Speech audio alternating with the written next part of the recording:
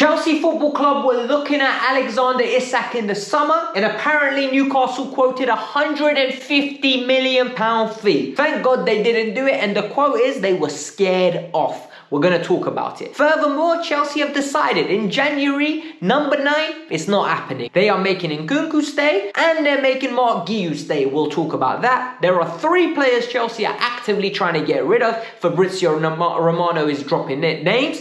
And Chelsea versus Ipswich, or Ipswich versus Chelsea, because that's what we're playing. The match preview for that game is going to be here right now. We're going to talk about the predicted lineup. We're going to talk about the predicted score. And we're going to talk about what Chelsea need to do, because a win now is imperative. We've dropped points in 2 games. It's about time Chelsea get back to winning ways. But before we get to that, number 1, support the channel. Hit that like button, because it's the best way you can support if you watch regularly, especially. Pay your rent, it's free. Number 2, we're aiming for 39,000 subscribers before the end of the year. We got 3 days. Can you subscribe, please? Do it now. You will forget. And number 3, broski, I got a trim. I needed one. A lot of you said it, so I got it done. I'm a man of my words. Let's get started. All summer, we all said we need a striker. All summer, we all said we need to make sure we go and acquire somebody. A lot of people wanted Victor Osimhen. A lot of people wanted Alexander Isak. A lot of people wanted Duran. Some people wanted Samuel Marodian. We ended up getting Mark Guiu. Mark Guiu ended up being the 3rd choice option. Jackson being number 1. Christopher Nkunku.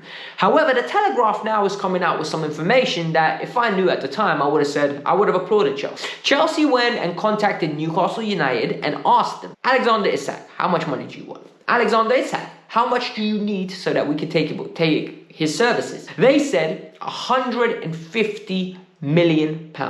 They're not talking about pesos. They're not talking about US dollars. They're talking about Great British pounds. I am so happy we didn't do this. This is a stupid fee. We should not be paying that kind of money for anybody. Genuinely, Moises Caicedo and Enzo Fernandez, as much as I love both of them, we paid extortionate amounts. You do not go get an Alexander Isak for £150 million, because if your scouting is on point, you can go get someone else for cheaper. Genuinely. As good as Alexander Isak is, he's not a £150 million player. He doesn't stay fit, and nor does he have the finishing attributes, in my opinion, to warrant that. Recently, I've been watching a lot of different strikers, right? Because you lot tell me Nicholas Jackson is the only guy that misses chances. Well, I've watched Alexander Isak in recent weeks, and when I tell you some of the chances he's missed, a lot of you would be pulling your hairs out. Because he goes around the keeper, he haggles and harries on the ball, and the keeper snatches it off him. He goes around the keeper, he haggles and harries on the ball, the defender gets back. He goes through one-on-one, he hits it straight at the keeper. He's a good player, don't get me wrong. But he misses chances just as much as Nicholas Jackson does. He's very good off the dribble. However, his link-up play isn't as good as Nicholas Jackson. Is he a great player? 100%. Is he worth 150 million? Not a chance. Not a chance on any planet. Now we need to talk about the January transfer window. Look, a lot of people, including myself, believe what we have up top is not sufficient for a title race. We all agree. However, I think what we have up top at the moment is sufficient for a top 4 race. We can all agree on that. But Chelsea fans and Chelsea board believe in the summer they're going to go back into the market. And the reality is, I told you in yesterday's video, I believe we're going to go get Delap. I think Delap's going to be the cover for Nicholas Jackson. But at this moment in time, what they want to do is, the reports are coming out from Kieran Gill from Daily Mail that Nkunku is not going to be sold. Christopher Nkunku is unhappy. You can see it by his body language, you can see it with his effort levels, and he's frustrated. This man joined Chelsea with the understanding that this gentleman is going to be the number 1 player that the team's built around. Since then, he's had numerous injuries. Those injuries have accumulated into a position where he is basically at the moment one of the most unathletic players I've ever seen at Chelsea Football Club. He looks slow. He looks harried, he looks lost. He looks like he's overwhelmed with the physicality. Whether this can change, I don't know. But Chelsea Football Club have basically told it, you need to swallow it. Like, you need to give up. You're not leaving in January. In the summer, we can reevaluate the situation. But at the moment, you are a 2nd choice striker. If anything happens to Nico, you're the main man. For me, this is a bad recipe for disaster. This guy looks disinterested. The second thing is, Mark Guiu's going nowhere. Nezir Cancella's come out and said, Chelsea are not interested in loaning this kid. Unless he is miserable, he is not going on loan. Unless he's forcing his way out, he is not being loaned. And you know what? This really ties in nicely to what Enzo Maresca said the other day. Like, if you think about it, Enzo Maresca said he wanted Tariq George, Josh Acheampong, and Mark Yu all to stay. He wants them to understand how the team works, he wants to learn the system, and he wants to keep them close to keep an eye on their development. Whilst this sounds good, and whilst this is beautiful, the guys have to play. Because if they don't play, they're just going to be viewed as some youngsters with no experience that you don't trust. Andre Santos is the main example of this. He was there. He was deemed not surplus to requirement, went on loan. He's gone on loan, his stock is through the roof to the point where Chelsea are not selling him in the summer. He is that talented. We have got a conveyor belt of talent coming through consistently now. This kid is going to be back. So for me, whilst I disagree with keeping Nkunku if he's unhappy, I understand why they're doing it, because they're going to sell him in the summer for a bigger fee. But with Mark Yu, it's a stupid decision. Genuinely stupid decision. There are 3 players they're trying to get rid of, and the 3 players that they're trying to actively get rid of is coming from Fabrizio Romano. What comes from Fabrizio, 9 out of 10 times is coming from either the agents or it's coming from Chelsea Football Club. Number 1 is Carney Chukwuemeka. Chelsea are looking for £40 million. If they think they can get £40 million for Carney Chukwuemeka, they're deluded. Because whoever pays £40 million for Carney Chukwuemeka is stupid, and then at that point you need to tell them 50 because they might pay it. Carney Chukwuemeka is not worth £40 million. Not because Carney's not talented. Carney's not worth it because Carney hasn't played enough to justify that fee. You don't know if Carney can stay fit. So that's the first player. The second player is Cesar Casadei.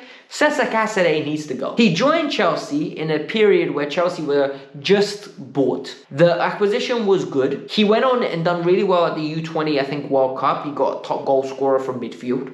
And ever since then, alone at Leicester, came back. He's been hardly used by Pochettino, hardly used by Enzo Maresca outside of Conference League games.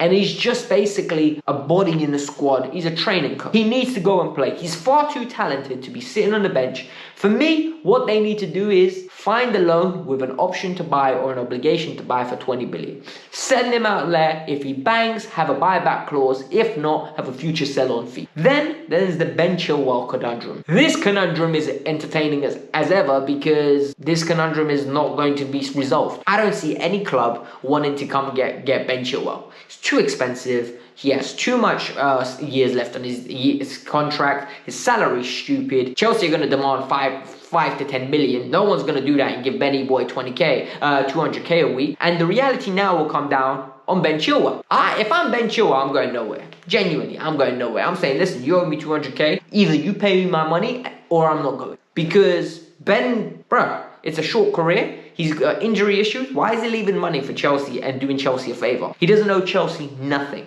That's my personal opinion. Now we need to talk about the preview for Ipswich versus Chelsea. Ipswich versus Chelsea is an under the lights game. I hate one of those. It is on a Monday night. All eyes on me slot. Everyone's going to be watching and it's a problem. What I think is going to happen is we're going to have a few changes from the Fulham game. I think Chelsea are going to go with Robert Sanchez in goal. A lot of people blame Sanchez for the second goal that happened where he hoofed it forward and Fulham won the second ball. I think too many things occurred for us to come back and pinpoint it on Sanchez. I think we should have won the second ball. I think more players could have busted the gut to get back. And I genuinely believe it wasn't his fault. It was a 3-on-1 counter-attack. We need to do better than that. Right back, I'm giving Josh Acheampong a run. You know, I was looking Miles Lewis-Skelly for Arsenal. And I'm like, if he can play, why can't Josh Acheampong play? We're going to be playing against Ipswich. Whilst Ipswich are a good team and, you know, they try to attack, allegedly, I think Josh Acheampong should be playing over Malo Gusto. Gusto's performance wasn't good enough where, in my opinion, he warrants to start another game. And I also think it's too risky to start him a third game in 8 days. So for me, Josh Acheampong will play. There's 2 centre-backs. Hate that I'm saying this. I'm going with Disasi. I don't think Tosin was good against Fulham. Levi Colwell has to play. We have no other choice. Left back, Cucurella will play. Midfield 2, we have no choices. It has to be Enzo and Caicedo. Luckily, their performances aren't dropping. However, praying we wrap this game up quickly. We get some Keenan Dewsbury Hall on for Enzo to rest him a little bit. Maybe some Renato Vega for Caicedo. We need to get these lot to rest a few games because it is ridiculous what is happening. They're getting run into the ground. We've got an FA Cup game coming up soon after Crystal Palace. I don't want to see Enzo and Caicedo even on that bench. The forward 4. Jackson has to play. I don't care if Nkunku is the second choice striker. For me, Nicholas Jackson has to play. We need him. The second player that needs to play is called Palmer in the 10. And then the 2 wing positions are making changes. Sancho has been stinking it up. I think Joao Felix is going to get a run out. The way Ipswich played against Arsenal, they had no intention of attacking. You need Joao's ingenuity in that team alongside Cole Palmer. On the right-hand side, what you need is Noni Madueke. I am praying Noni comes back with a chip on his shoulder. I'm praying he comes out with some point to prove to everybody, and then we can move from there. Otherwise, what do I think is going to happen? I think Chelsea are going to win. I think we're going to win comfortably. I think it will be a statement victory. I think we drop points in back-to-back games. I don't think we went once this year where we haven't won with 3 games in a row. So I think it will be a reaction.